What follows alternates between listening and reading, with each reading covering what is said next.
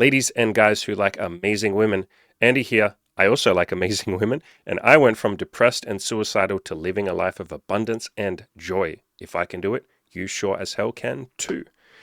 When it comes to dating, guys, a lot of you are out there obsessing about red flags, and a lot of you women are doing the same thing, where you're looking out for all the red flags and you're saying, here's all the red flags to avoid. Top 10 things to avoid in a partner. In my opinion, that's a decent starting point, but I feel like that's just playing not to lose. It's you obsessing about the things that you don't want. And that isn't really the point of my channel or my content. It's not what I'm here for. I'm here to play to win. And I assume most of you watching are here for the same thing. So I thought it would be fun for me to go through some of my, what I call green flags rather than red flags. In other words, some of the things that I like to look for in women that I date. Now, any women listening, a lot of these green flags might apply to you. Everyone listening, I want to make it clear these are my green flags. Some of these things you will listen to and you'll go, I don't care about that. You're obviously going to have your own set of green flags on top of what I say. You might care about some things that I really don't care about, and vice versa. So these are my personal green flags that I look out for. These are the things I want.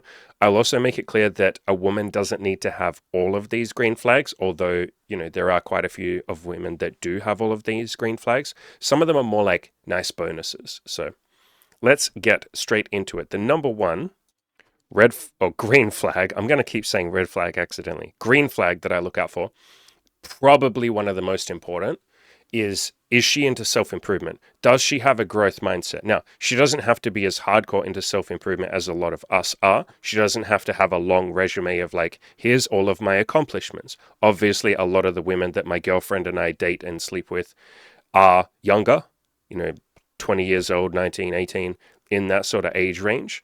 And so a lot of them just haven't had enough time to build this resume of accomplishments. And so fair enough. But we look for women that want to improve themselves, or at least just have goals and are willing to start taking some steps towards those goals.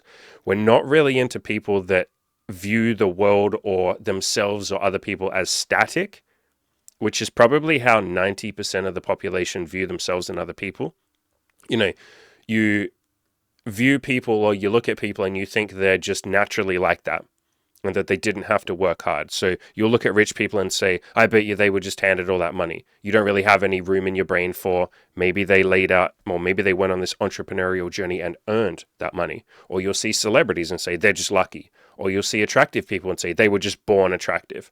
So that kind of view set of the world or mindset of the world, where you see people as just naturally born like that, static, nobody can change. You are the way you are. Like, just love me for who I am, and I'm not going to work on myself and improve. That's just not a mindset that I'm into. I don't really have any time for that mindset. I'm not attracted to that mindset. I don't have any friends that have that kind of static mindset. I certainly wouldn't take on a coaching client, obviously, that had that mindset. Anyone that has that mindset that leaves a YouTube comment, and I get plenty of those, I mute them so I never have to look at those comments ever again. The people who say it's easy for you because you were born blah, blah, blah, blah, blah. It's like, not interested, no thank you, goodbye. I'm only here for the people that actually want to improve themselves. In other words, the people that are willing, and they don't have to have already done it, but that's a bonus, are willing to improve themselves, willing to take those first little baby steps and take that tiny little bit of action and move towards the life they want. Because I think the opposite of that is a very toxic mindset. If you're sitting there believing that some people are just born lucky and that, they can do it, but you can't, that builds resentment. It builds anger. You're not a kind-hearted, truly loving, open person if you're sitting there resenting other people for the success that they've had, or hating yourself for not being able to change, or feeling like life is unfair, which is something that you hear a lot from people that don't believe in self or don't realize self-improvement is a thing. They'll sit there and say, the world isn't fair, society isn't fair, this isn't fair. That just pulls you down. That's not a giving, uplifting, motivating, positive energy. And so I have found in my own life, those people take me down. They pull me down, or they try to pull me down. And I'm on a mission to do, amazing things, to love the world, to love myself, to love everyone I interact with. I'm too busy feeling love to be bothered sitting around thinking about why life isn't fair. We could also talk about that and go into that. Yes, life isn't fair by default. Like, of course it's not fair. We're not all equal.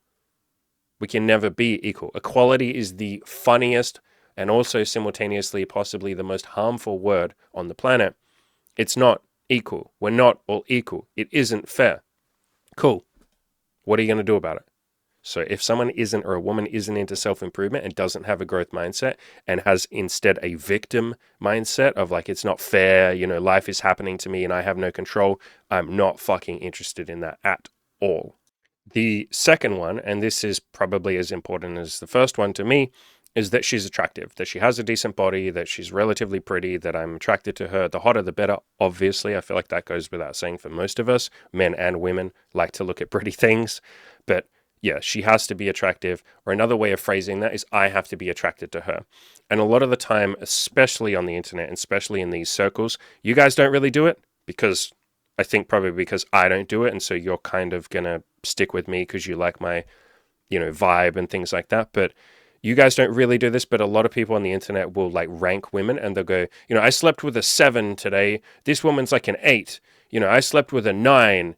And it's just such an adorable, goofy way of viewing other human beings. Because if you want the cliff notes, or the biggest reason why I don't do that, first of all, because it's fucking goofy and objectifying, but putting that shit aside, it's irrelevant. Your opinion of who's a 7 is going to be completely different to the person next to you and their opinion of a 7. Let's pick a guy who's morbidly fucking obese and hasn't even talked to a woman in 10 years. He's going to look at a woman who, maybe the rest of us wouldn't say is like super attractive, to be kind to her. And he's going to say she's a fucking 10 because he hasn't had any female contact. Think of a woman who has been in a marriage for like 10 years, a sexless marriage where her husband didn't look at her or touch her. She gets divorced.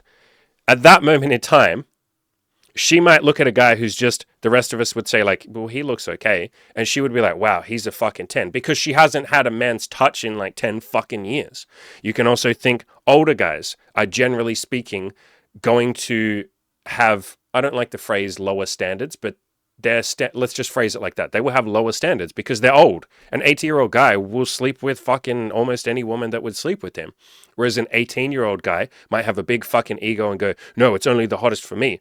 And so the number system doesn't even fucking work because different people will have a different opinion. So there's no fucking objective, she is a 7, she's an 8. That's probably the biggest reason why I don't do that shit. I just think it's so unbelievably goofy. You also come to understand the more partners you sleep with or the more sexual experience you've had, you realize that someone's attractiveness is just one facet of them, which is why this list has, as you're going to see, like 20 different things on it. This green flags list that I have has 20 different things on it. Attractiveness is one of them.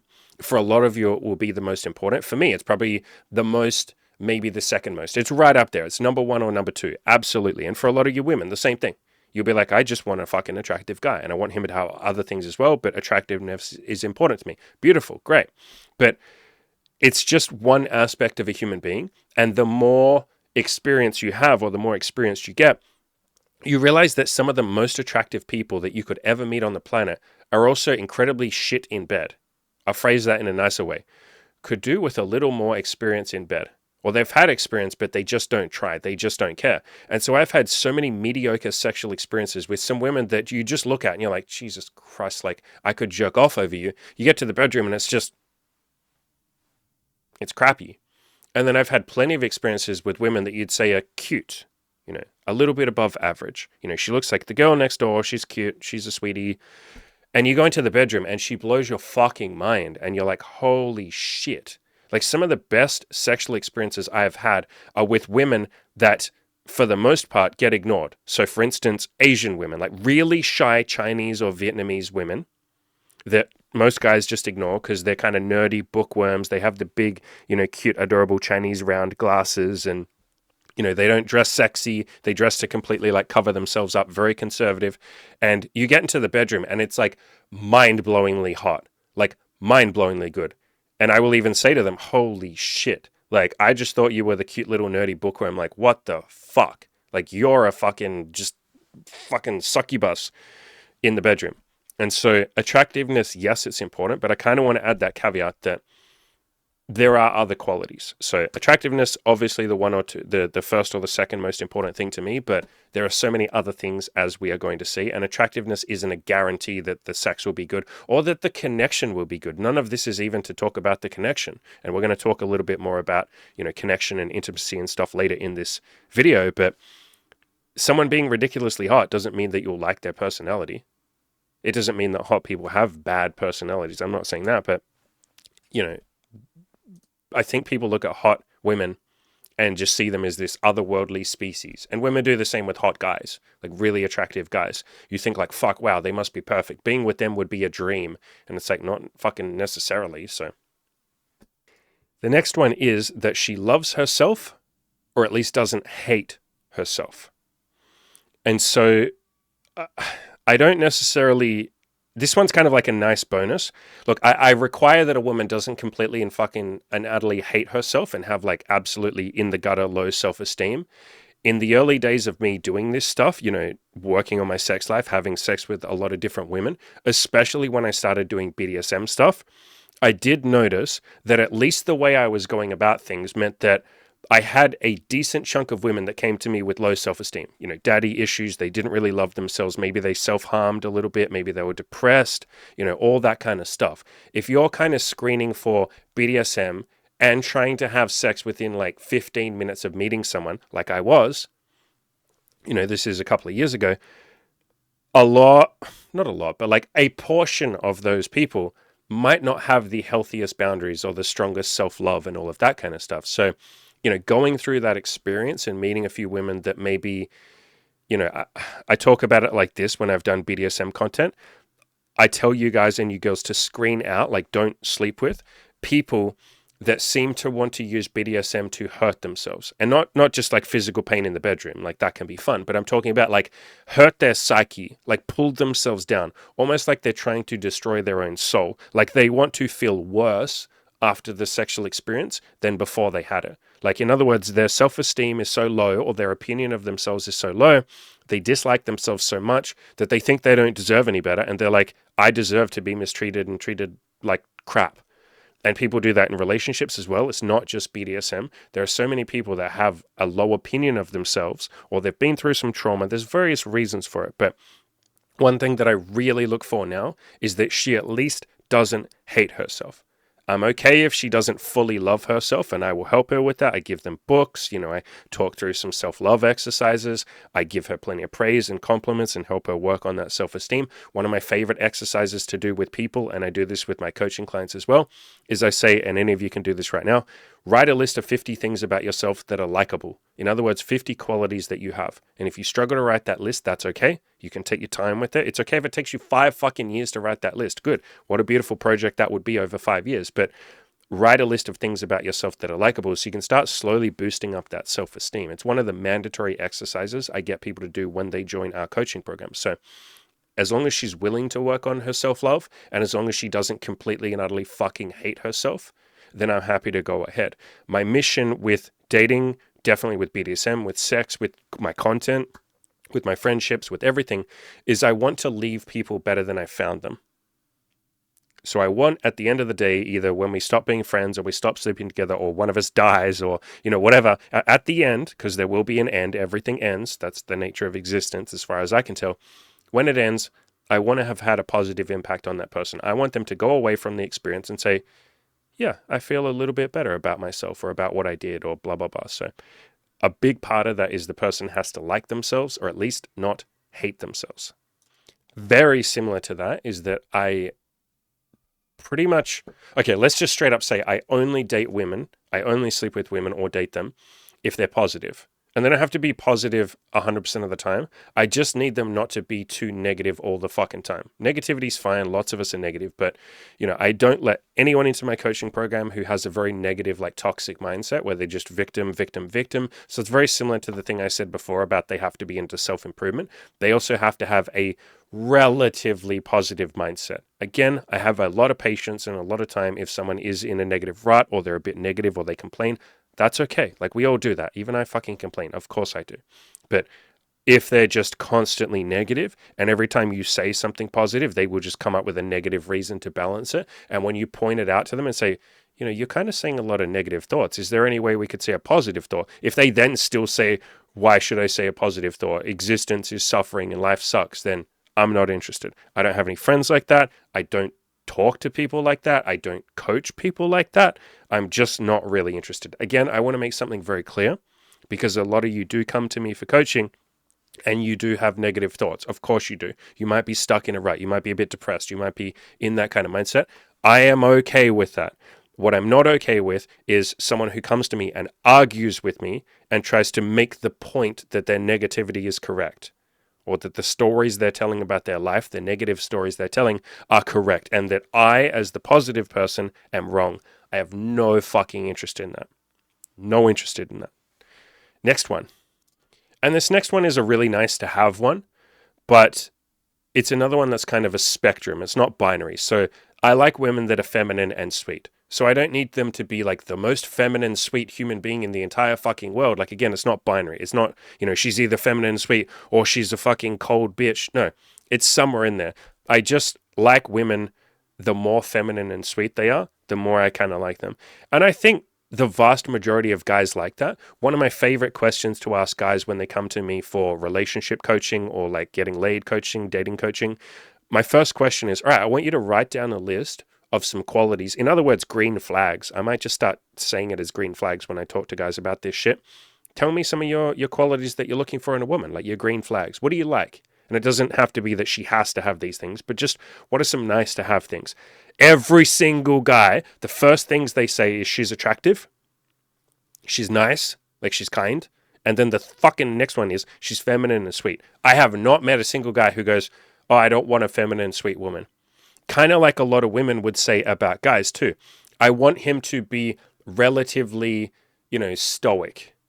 I want him to be able to handle his shit. He doesn't have to be perfect with that. He doesn't have to be this fucking like Chad alpha male, like action hero from a movie or some shit. But he just needs to not be a complete and utter fucking emotional mess. Like pretty much every woman wants that. So I think feminine and sweet is one that kind of goes without saying. It's pretty fucking easy. And any women listening, if you're hearing that and going like, fuck yeah, I wish I could be more feminine and sweet. There's so many books I can give you on that. The things that'll help you the most is self-improvement, achieving some goals so you start to like yourself, so then you project that out to other people. That is just the definition of sweetness and being feminine. A book called When I Say No, I Feel Guilty. Because it might sound really weird, but a big part of being feminine and sweet and kind to people is having healthy boundaries, so that you're not building up resentment for saying no when you really, saying yes when you really wanted to say no. Another really good book to read is Byron Katie's book, I Need Your Love. Is That True?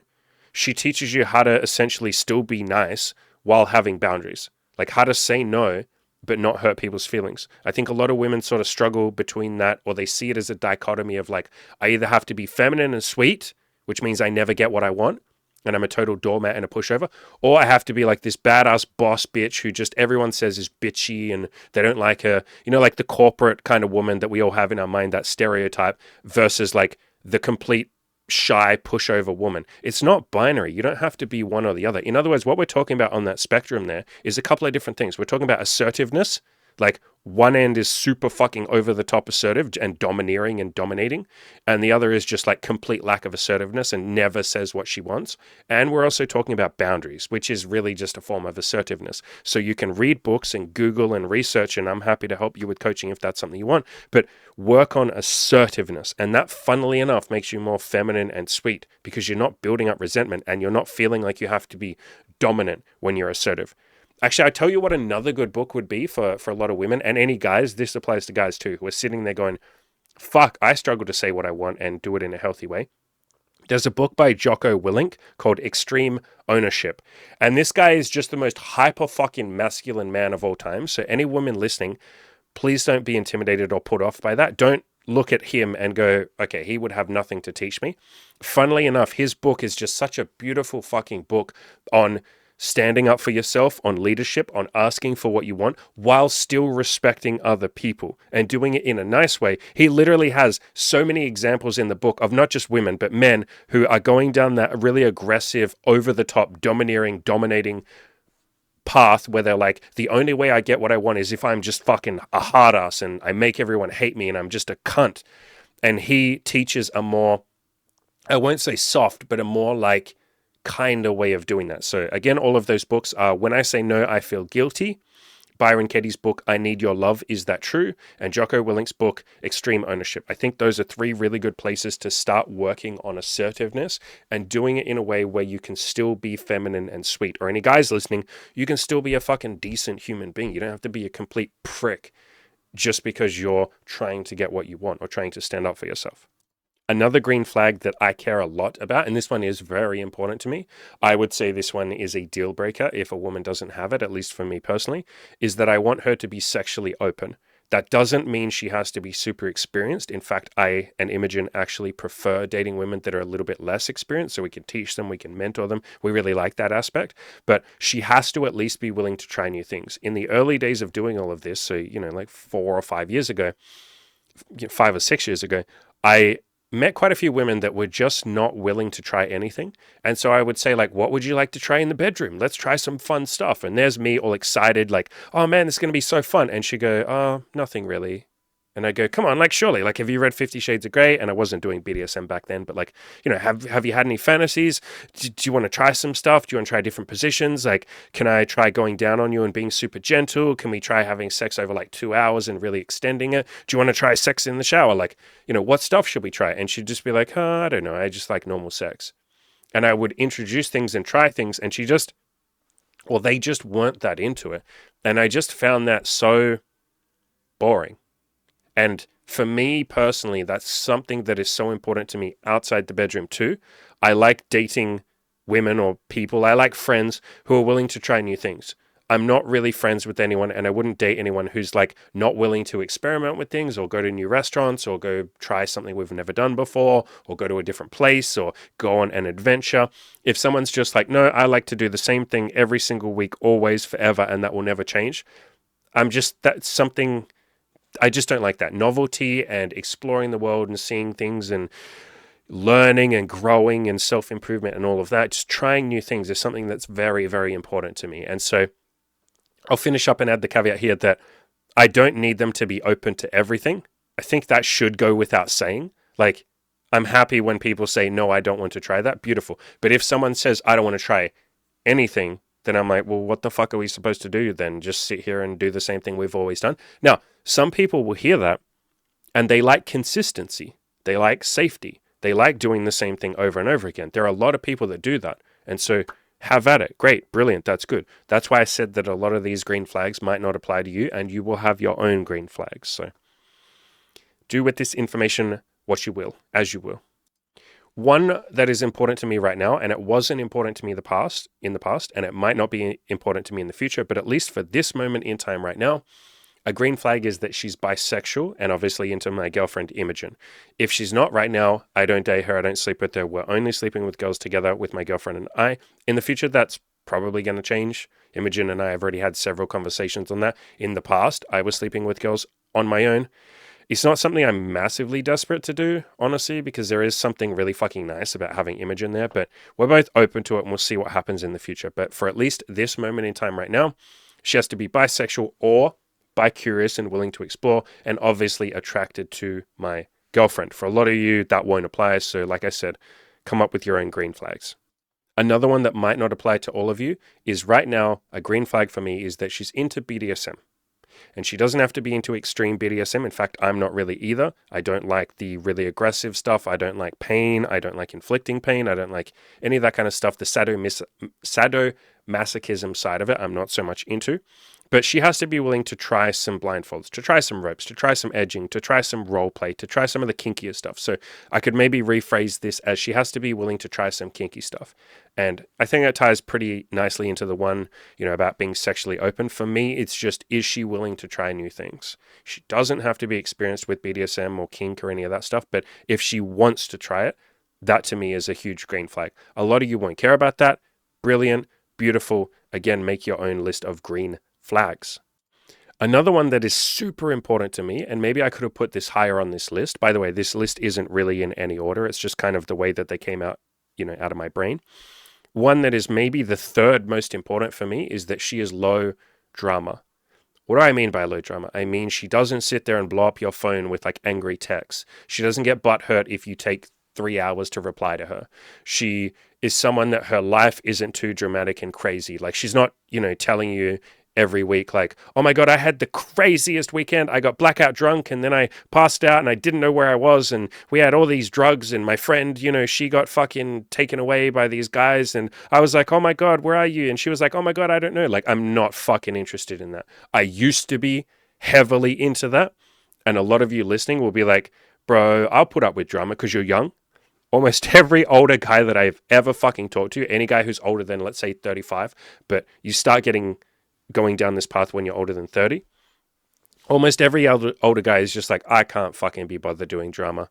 That shit just sounds painful. And so whenever I read a story or hear a story of a guy who's like put up with this insane drama, my brain goes, I bet you he's like fucking 23 years old. And yeah, I'm correct every single time. So no hate, no judgment. I was there myself. And if you had told me when I was in my 20s, or even late 20s, if you'd told me like, dude, why do you like drama so much? And in fact, some of my friends said that to me. I was like, I don't like drama. Ha ha ha ha ha. And then I just put up with all this fucking drama. So low drama is very important to me right now. I just don't have time or space in my life. And I don't want to for drama, for bullshit, for argument. So I don't put up with arguments or emotionally. I'm perfectly okay with someone being emotional, like Aya, but not when it's directed at me. Caleb Jones has perhaps the best, or at least my favorite, philosophy on this. He says a woman can be fucking dramatic and emotional as much as she wants to, like within reason. She can be crying, she can be bawling her eyes out. That's great. I'll give her a hug, I'll look after her.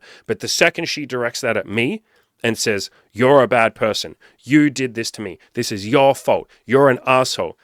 In his philosophy or his way of doing things, he says to her, he literally says to her, and he's told her this beforehand, so she's been warned. He says, you have 1 minute, or it might be 30 seconds or whatever it is. You have 30 seconds to stop. Now, you can keep being emotional, but stop directing it at me. It's not my fault. Stop blaming me for your unhappiness. You have 30 seconds. If you don't stop, I am going to ask you to leave. And he said a couple of times the women have kept going. And he said, okay, I told you 30 seconds. I don't have time for this. I'm trying to run businesses and coach guys and build my own amazing life. And I just don't like drama. I'll see you tomorrow, or I'll see you next week. And he'll drive them home or tell them to leave or whatever. So I don't even let it get that far. I'm not even interested in someone that would ever direct something at me. Ever. And I screen very hard for that. But again, no hate if you're someone that puts up with drama. I did for the longest time. And I'm not even saying that drama is bad. It's up to you to say what is bad. I'm not your fucking father. It's not up to me. But I, at this point in my life, just don't do drama. So that one's probably like one of the highest ones, maybe the third most important thing. I don't have any friends who do drama either. I think of all the friends I've ever had over the last like 6 years, I've had maybe one, wouldn't even be an argument. One argument that lasted for like 3 minutes with one of my friends. And it wasn't even a proper argument. It was just that he was very grumpy and emotional that day. And I was a bit grumpy and emotional. And he was a bit blunt with me. It wasn't even a fucking argument. So I can't be bothered putting up with drama. I have had drama. I've had moments of drama. But these days, I can't do it. And full disclosure, and maybe I'll talk about this. I've had drama with Imogen.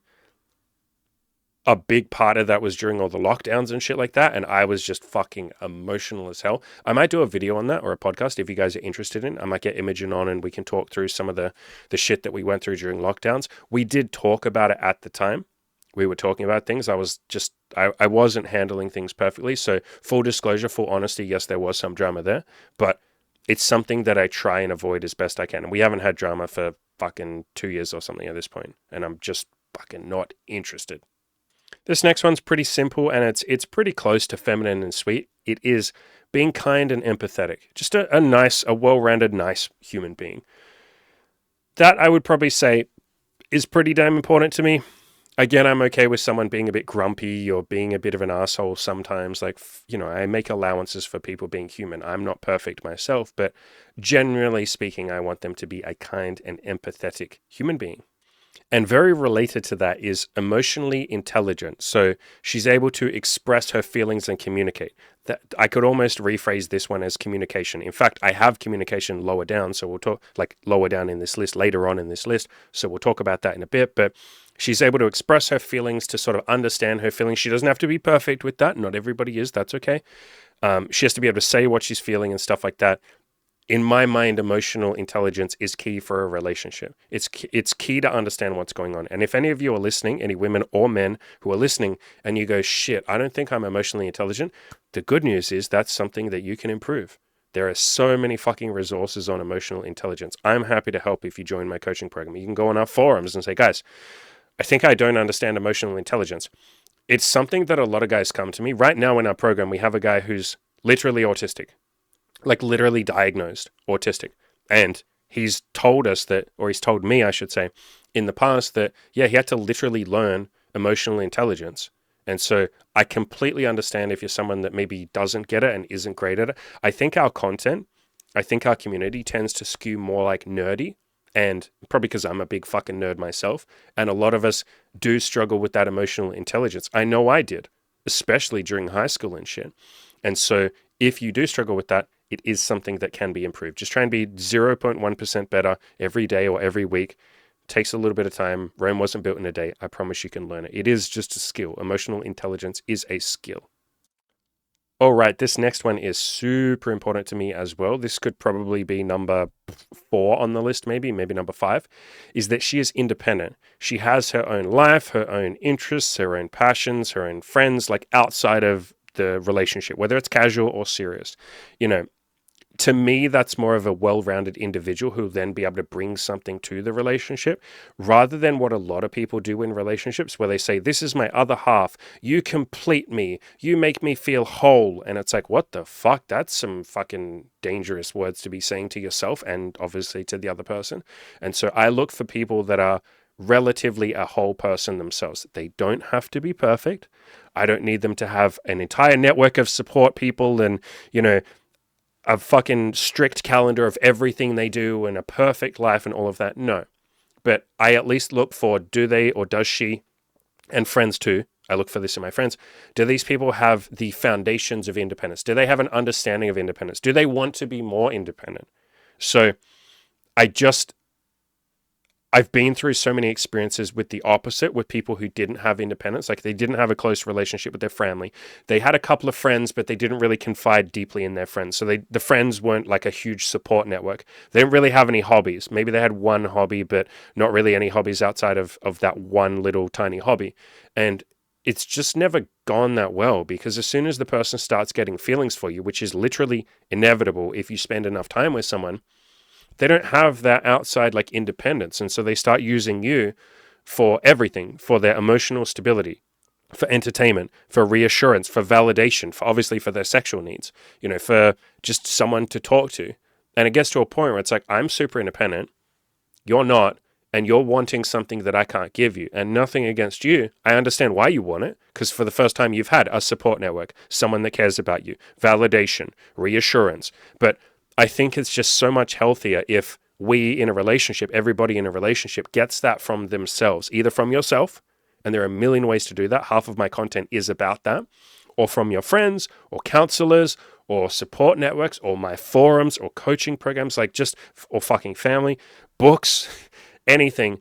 But I wouldn't be putting that burden on a relationship. I just think it's too much of an unfair burden. And now to be clear, I wouldn't put that burden on any one person. It doesn't even matter if it's a relationship. You see people that do this sometimes as well, where they only have one friend and then they're putting everything on that one friend.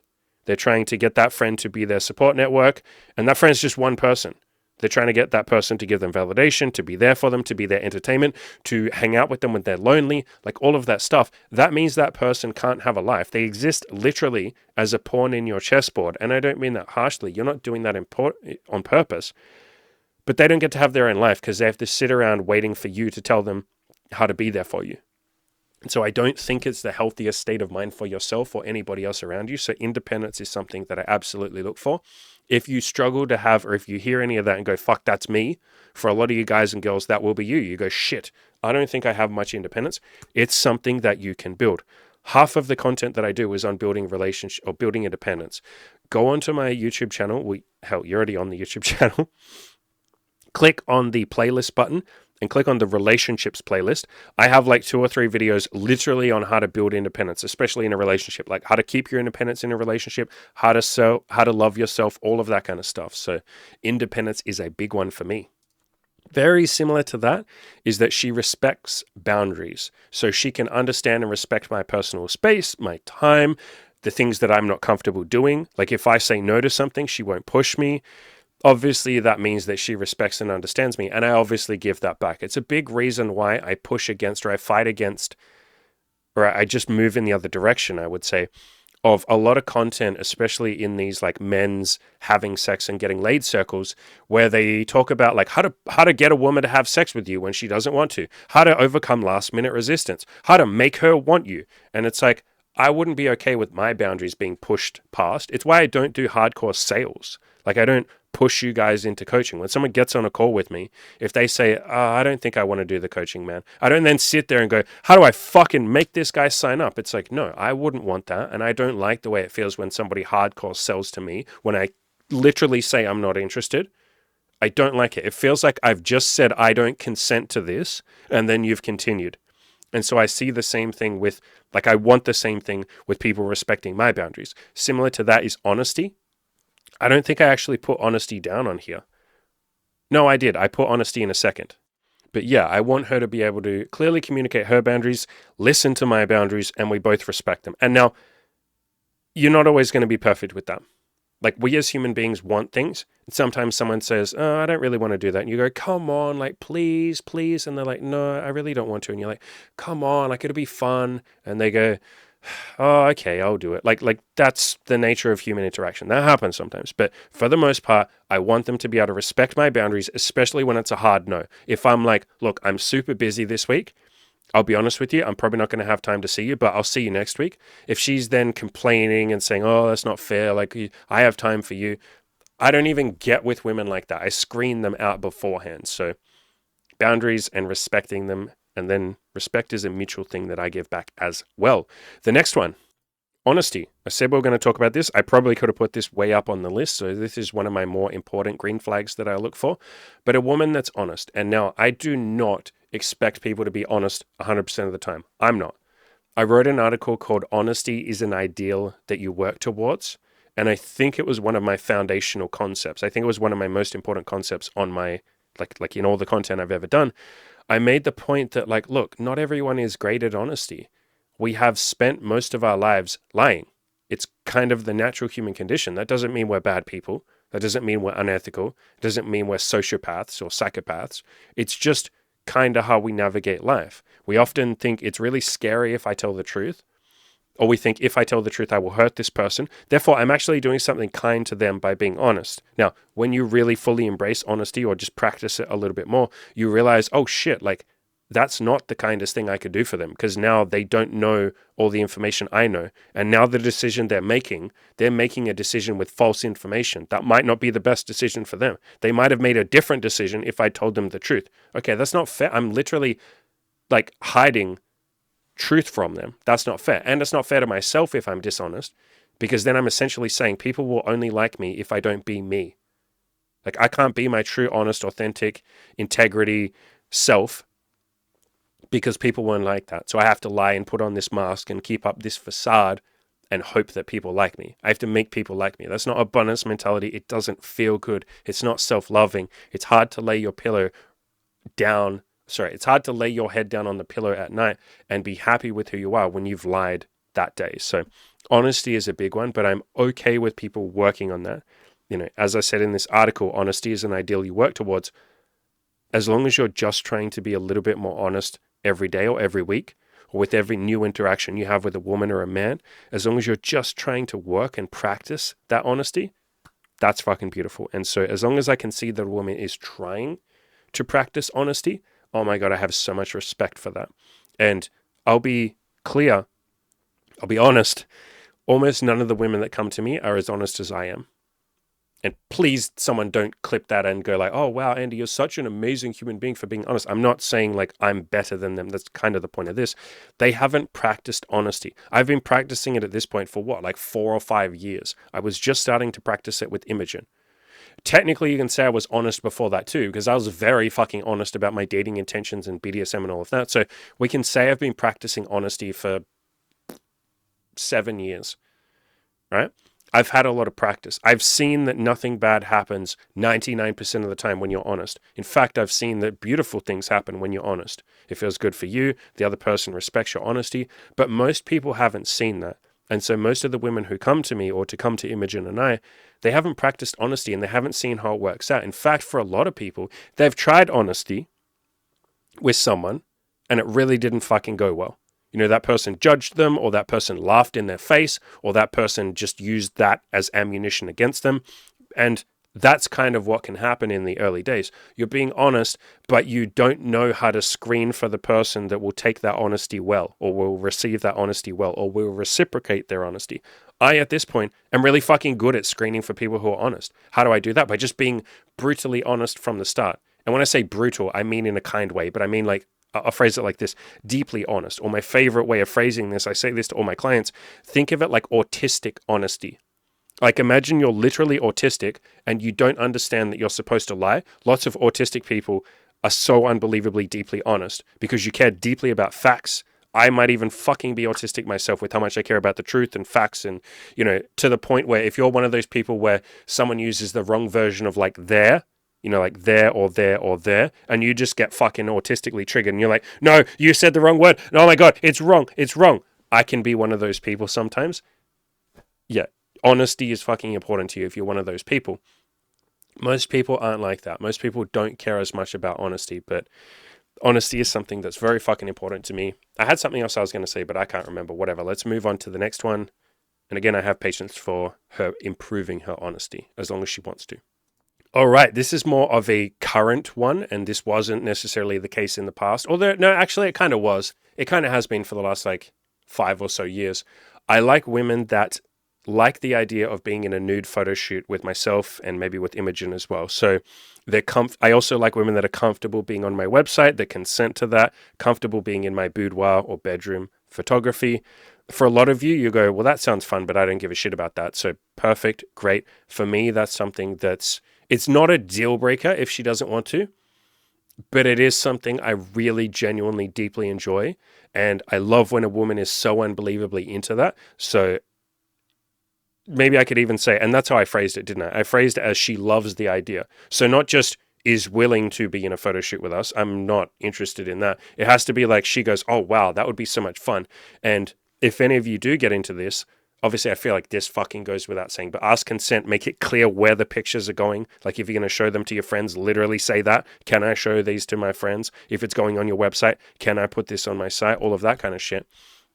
But it can be really fucking fun when you find that woman, and it's probably going to surprise you that there are so many of these women that go, oh my God, that's hot. I've always wanted to do that, especially if you're decent with the camera and with lighting and stuff like that, and you can do a decent job. If you're not decent, just practice and you'll get better. But there's so many women that are so unbelievably turned on by that concept because they get to feel pretty, they get to feel sexy, they get to feel like the center of attention. There's sort of an artistic process to it in like setting up the camera, the lights, you know, putting in props and doing stuff like that.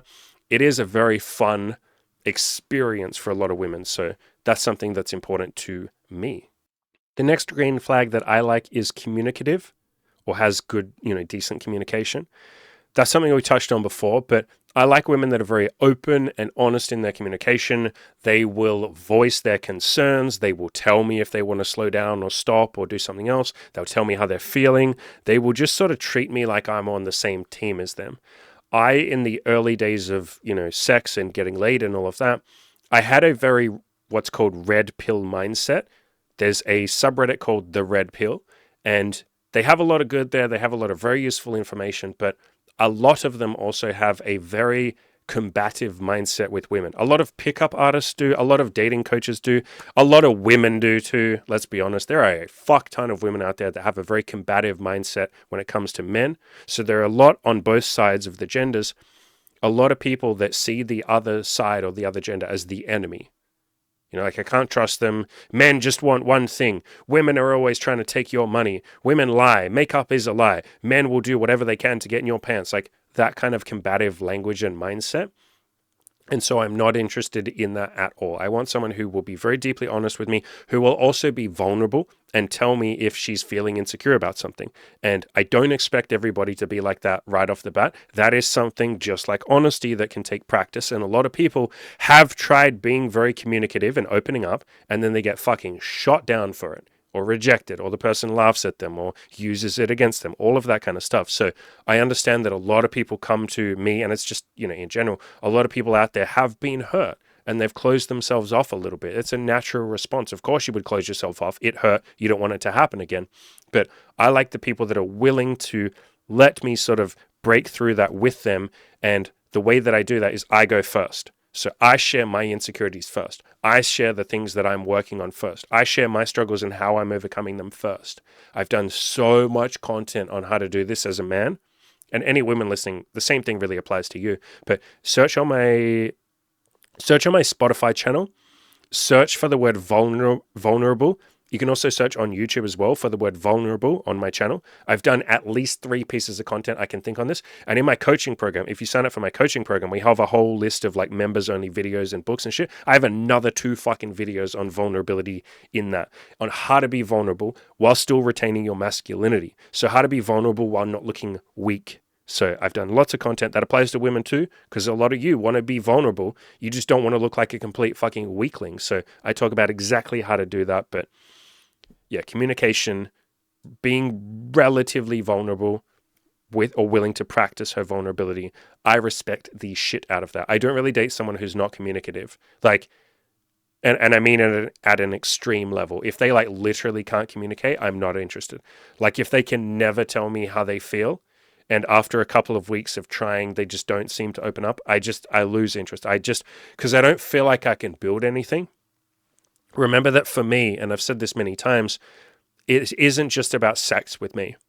It isn't just about intimacy, and that shit was great. I'm so glad I went through a period where all I really cared about was having more sex and getting experience. But at this point, it's several things, but probably the 2 biggest are, yes, sex, obviously.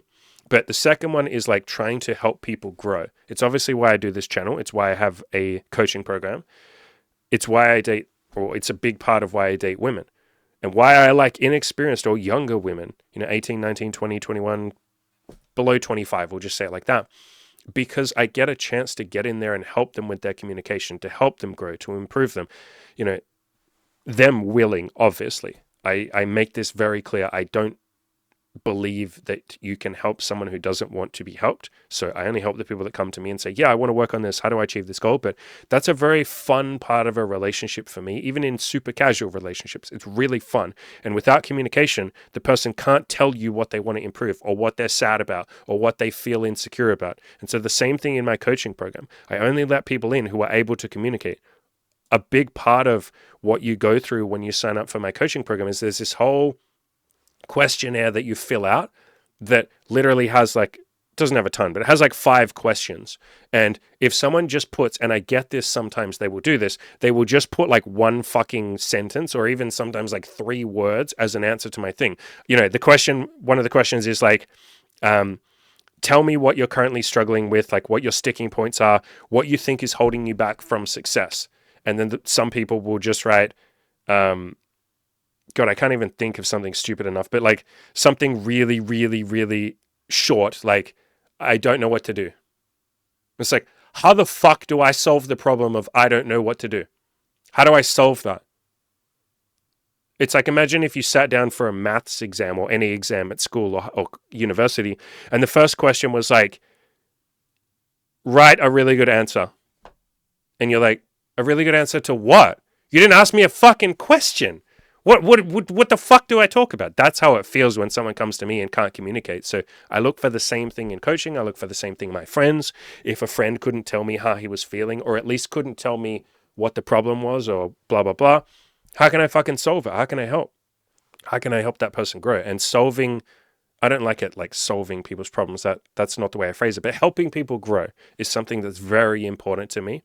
I don't have any friendships or relationships where I'm not trying to help them grow and they're trying to help me grow. So I could probably add that in there too. I like when someone helps me grow. And so I go first, I communicate, I say what I'm working on. And quite a lot of the women will give me little bits of advice and shit like that. And I'm like, fuck, that's beautiful. Thank you. I'm going to use that. So it's kind of a two-way street there. Another green flag for me is affectionate.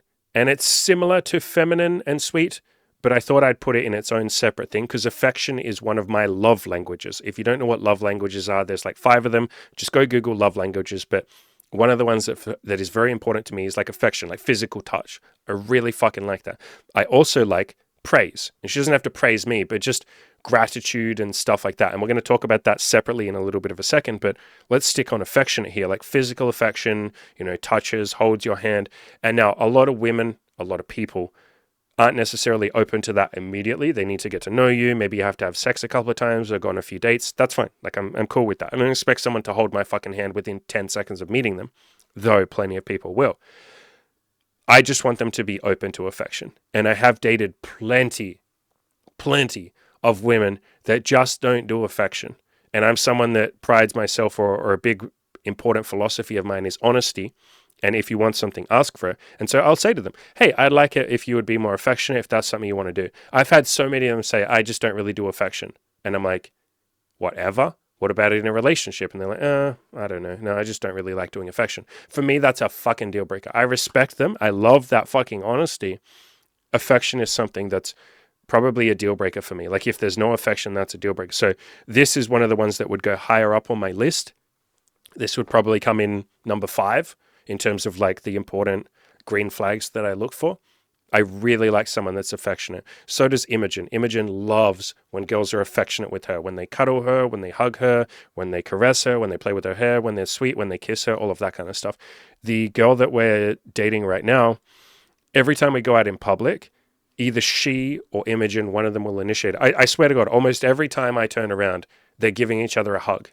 They're just very fucking affectionate. And I really fucking like that. And they'll hug me too. They'll just give me a fucking... We're just standing there waiting for a coffee and she'll just hug me. I really fucking like that. It's something that's really, really, really high up on my list of green flags.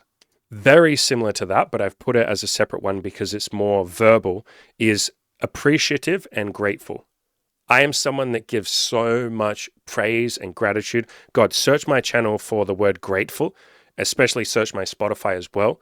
How many articles, how many podcasts, how many videos have I done where I say, I'm grateful to you guys? This week I posted in my fucking coaching program, I'm grateful to you guys. I post that probably once a month, if not more often than that. And I'll say it on half of the group calls. I say it to Cam, my friend, every single fucking week, I feel like. I say it to all of my friends. I say it to Imogen every day, multiple times. I say it to the girls we date multiple times. I'm someone that's very, very, very forthcoming and appreciative with my gratitude. I will just dump it out there, give as much as I can.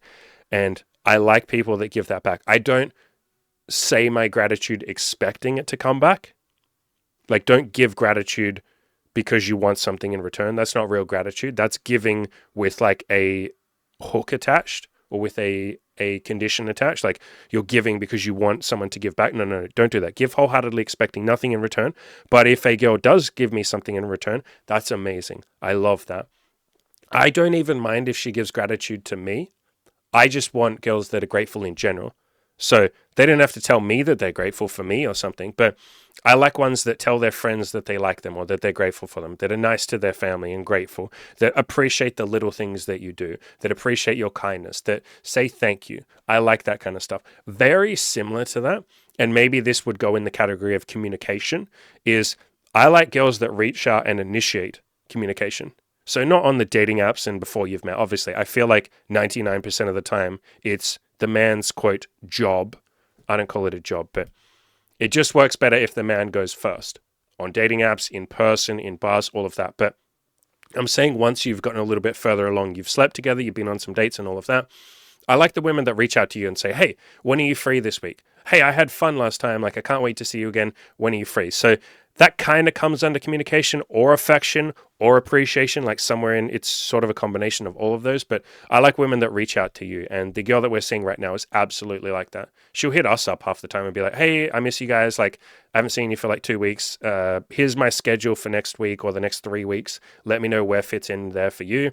And then We'll pick a date, we'll see her, and then when she's coming over, like the day before, she'll send us a text saying, I'm so looking forward to tomorrow. And the morning, she'll say, hey, I can't wait to see you guys. I fucking love that. And obviously, I give that back too. I think that should go without saying. If you want someone to be grateful and appreciative and do that kind of stuff, you go first. Like, show them the behavior that you would like back in return. And now, again, don't do the behavior expecting them to do it back.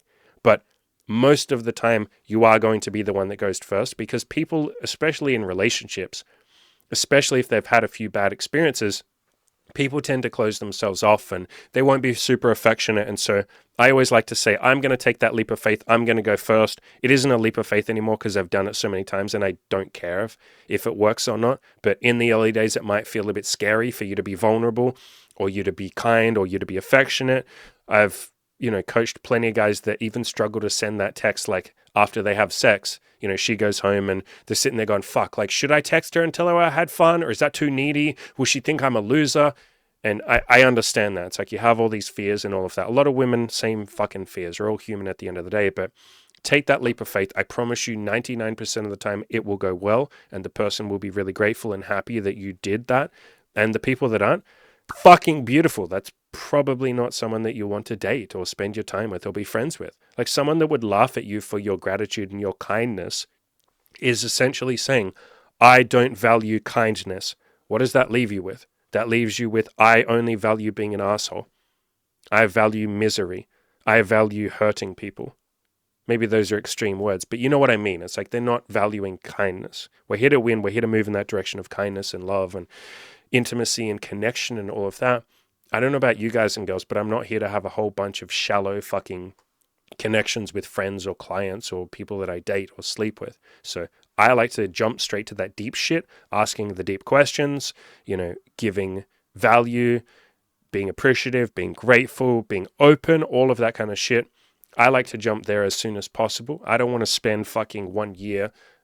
And if it takes you a year, that's okay. Like, for some people, it does take that long. But I personally have just found the earlier I can be open and honest and affectionate and all of that kind of shit, it's like we speed run the relationship. We get to jump to that nice point where we're just open and we trust each other and there's no holding back and no games and no fear.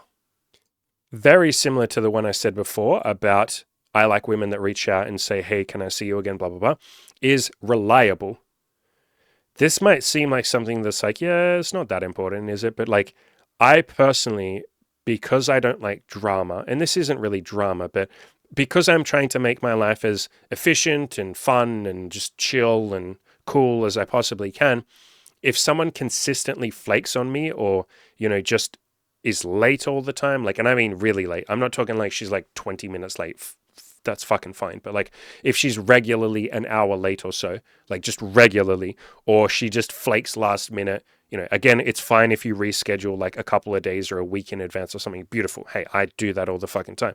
But if it's like 2 hours before you're going to meet and she's like, oh, I'm so sorry, I can't come, I feel tired from work, like what I perceive as not that amazing reason. Like, if she goes, oh my God, I'm in a car accident. Yeah, flake on me all you fucking want. That's not even a flake. Holy shit, are you okay? Do you want me to come and make sure you're okay?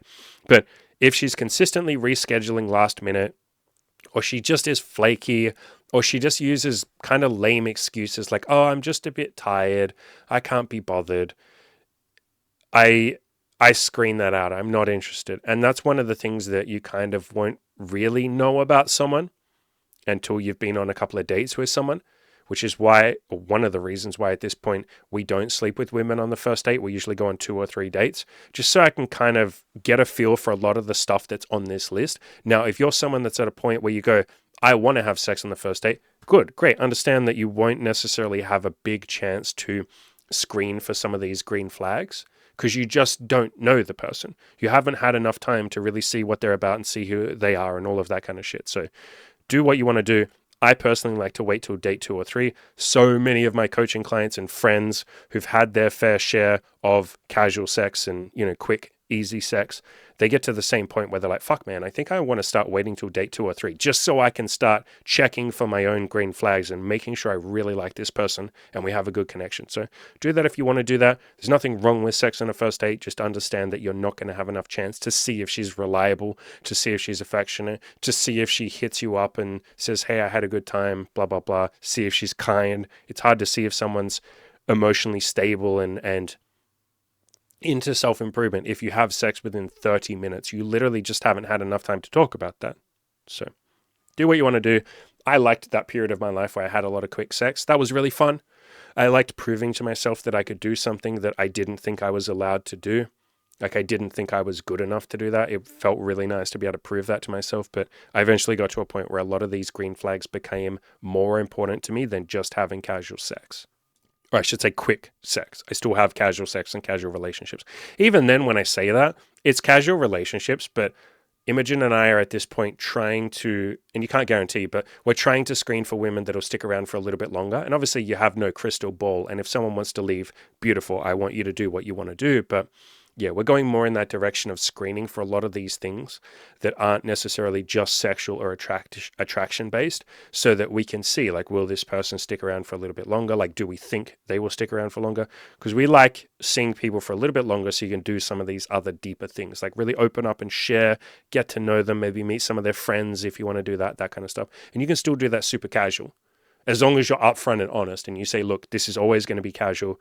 Or some of you might want it to start casual and then become something more serious. You can say that. You can say, look, I'm starting casual. I'm open to something more if I meet the right person, but I want to start casual. So as long as you're starting from that frame of honesty and integrity. All right, so summary. Everything I listed here is the things that I like. This is not me saying that this has to be your list of green flags and you're a fucking loser if you don't have these green flags. A lot of you will have your own. Women listening, you're obviously going to have slightly different flags. You might care about shit that I just don't give a fuck about. You're like, I want him to have muscle. And I'm like, I don't give a fuck. She can be like a stick figure and I don't care. Like, I literally don't care. So you're going to have your own preferences. You're going to have your own dislikes and your own likes.